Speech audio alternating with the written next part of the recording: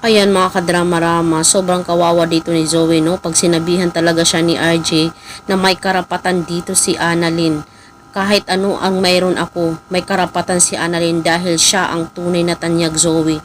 Yan ang ilagay mo sa iyong isipan na si Annalyn talaga yung totoo kong anak. Oo naman, nasa puso ko pa rin na parang anak kita, pero sa lahat ng mga ginawa mong hindi mabuti sa akin, lahat ng mga kasinungalingan mo sa akin, nakipagsabwatan ka pa sa mami mo, ay talagang sobrang nasasaktan ako, Zoe. Sobrang nadidisappoint ako sa'yo.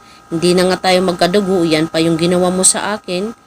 Talagang, kaya wag mong sasabihin kay Annalyn na wala siyang karapatan sa akin dahil may karapatan siya sa akin dahil ako ang tunay niyang ama. Diba? Diba yan mga kadrama, no? Dahil alam naman po natin na itong si Zoe talaga ay sobrang makasarili ba? Parang ayaw niyang i-share itong si RJ dito kay Annalyn, na kung saan si Annalyn naman talaga yung totoong may karapatan dito kay RJ dahil siya yung tunay na ama, diba? Sana nga po, no, hindi na humantong sa ganun ba yung mga sasabihin ni RJ sa kanya dahil sa lahat ng mga ginawa naman kaya ni Zoe sa kanya.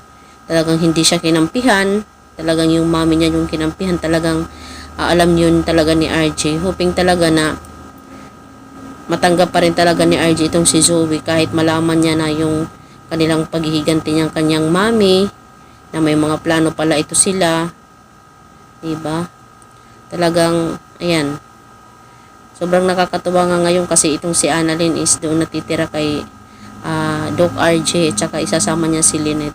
Ay, they are one happy family na po mga kadrama, di ba?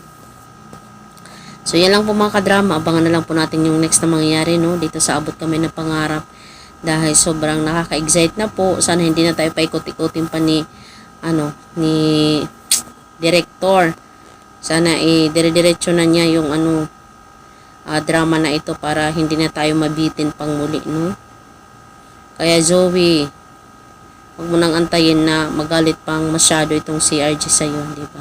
So yun lang po mga kadrama, abangan na lang po natin yung next na pangyayari po dito sa Abot Kami ng Pangarap. Huwag niyo pong kalimutan i-like, i-share, tsaka subscribe yung aking channel. Bye!